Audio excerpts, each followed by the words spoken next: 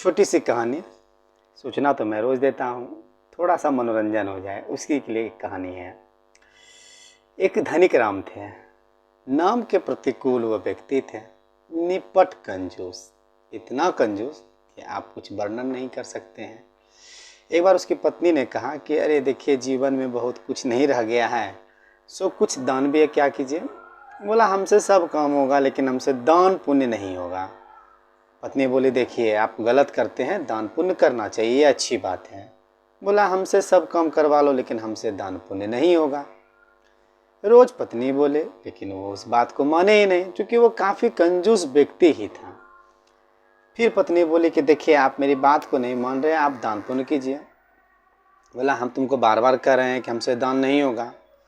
बोला छोड़िए, नेक कुछ होता है तो बगल में नदी है, जाइए वही स्नान करके अपने पाप को धुला लीजिए। काफ़ी सोचा विचारा, बोला इसमें कोई खर्चा नहीं, चलो ठीक है जाते हैं, नहाने में क्या दिक्कत है। वो घर से निकले तो कुछ दूर के बाद ही उनका गांव का घाट था। वो सोचा कुंची कि अगर हम जहाँ पे सब लोग नहाते हैं वहाँ नहाएंगे तो हो सकता है वहाँ पंडित जी मिलेंगे और वो पंडित जी हमसे दान दक्षिणा मांगेंगे और हम तो देने वाले हैं नहीं। तो वो क्या किया, जो मुख्य घाट था उसे छोड़ दिया और वो दूसरे घाट में स्नान करने के बारे में सोच रहे थे। तो चूंकि ये काफ़ी कंजूस थे, इनकी चर्चाएं हर जगह थी, भगवान जी भी सोचे कि देखते हैं इसका कंजूसी हम कैसे न तोड़ सकते हैं। भगवान जी के मन में आया कि हम आज इसका कंजूसी तोड़ेंगे। और ये सोचे कुछ कि हम घाट किनारे जाएंगे, वहाँ तो कोई ना कोई ब्राह्मण मिल जाएगा तो हमको दान पुण्य करना होगा, तो चलो हम घाट के किनारे जाते हैं। सेठ गए घाट किनारे और जहाँ कोई नहीं आता जाता है वहाँ गए, कपड़ा खोले और स्नान करने की प्रक्रिया उन्होंने प्रारंभ की।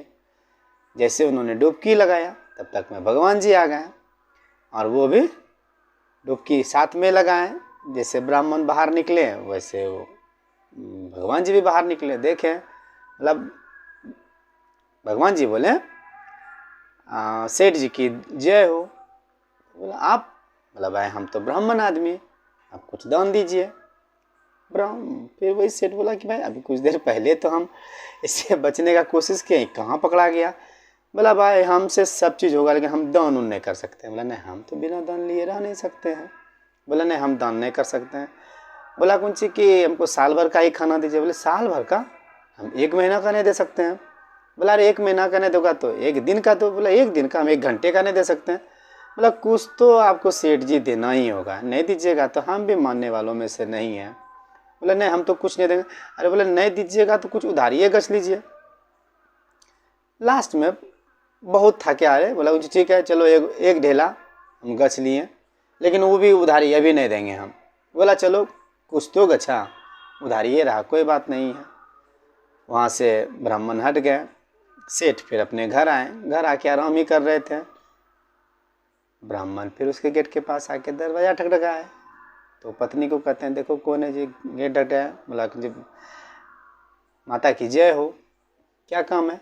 सो सेठ जी मेरा एक ढेला गछे थे, हम वही लेने आए हैं। बोला अच्छा ठीक है रुकिए हम पूछते हैं। वो गए अंदर में, बोले कि आप किसी से एक ढेला गछे थे। उसको याद आ गया कुछ, ओ ये तो वही व्यक्ति है जो लेने के लिए आ गया है, तो जाओ तुम उसको बोल देना कि मेरा तबीयत बहुत ख़राब है। उसकी पत्नी आके बोली कुछ कि देखिए उनका तबीयत बहुत ख़राब है, सो वो अभी कुछ दे नहीं पाएंगे। बोला मेरे जजमान का तबीयत ख़राब हो गया है, अब तो मेरा कर्तव्य बनता है कि हम नहीं जाएंगे और उनका सेवा सत्कार करेंगे। सो अब हम कहीं नहीं जाएंगे, आप चिंता उनता कुछ नहीं कीजिए, आप अकेली औरत हैं, बनाइए हम लोगों के लिए खाना, हम उसका सेवा करेंगे। ये सुन के फिर उसकी पत्नी गई सेठ के पास और सेठ को बोले कि देखिए अब तो जाने के लिए तैयार नहीं हो, बोल रहे हैं कि अब यहीं खाएंगे और सेठ का सेवा करेंगे। सेठ बोला अच्छा ठीक है जाओ उसको बोलो कुछ सेठ मर गए।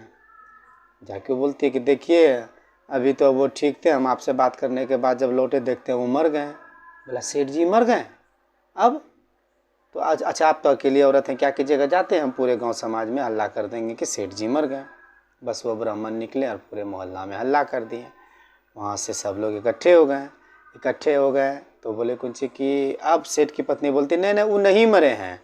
तो गांव का आदमी कहते देखो बेचारी बहुत दहशत में आ गई है, मर भी गई है तो इसका दिल नहीं गच रहा है। महिला बार बार बोले लेकिन लोग माने ही नहीं। ये कंजूस सेठ एकदम मरने का नाटक कर लिए थे। उनका सारा चचरी का जो सामान होता है वो सब व्यवस्था किया गया, उस पर उसको बांधा भी गया। बांध के उसको ले जाने लगा। जब उसको जाके चिता पे लेटाया गया, भगवान बोले ये भी आदमी आखिरी कंजूस है, इसको छोड़ देने में ही फ़ायदा है। तो सब लोगों को बोले ब्राह्मण के देखिए हम इसको कुछ कहना चाहते हैं। बोला ठीक है बोलिए। वो जाके कान में बोला कुंची देख भाई, हम तो हमसे सब हारता है, हम तुमसे हार गए, सो तुम अब जीवित हो जाओ, आँख खोल लो, हम जो तुमसे गछे हैं वो अब तुमसे नहीं मांगते हैं। ये सुन के ही तुरंत सेठ आँख खोला, आँख खोलता देखता वही ब्राह्मण है। बोला अब घबराओ नहीं, हम तुमसे कुछ लेने नहीं आए हैं, बस तुम अब बहानाबाजी छोड़ो, तुम घर जाओ भाई, तुम जीते हम हारे। तो इस प्रकार का लोग आपको धरती पे कंजूस जैसे लोग मिलेंगे, इससे बचना है और आगे बढ़ना है। तो एक छोटी सी कहानी केवल मनोरंजन के लिए, मनोरंजन में रहिए, टेंशन बहुत है, हटा डालिए, खुश रहिए, मस्त रहिए। फिर मिलते हैं नए वीडियो के साथ, तब तक धन्यवाद, गुड नाइट, शुभ रात्रि।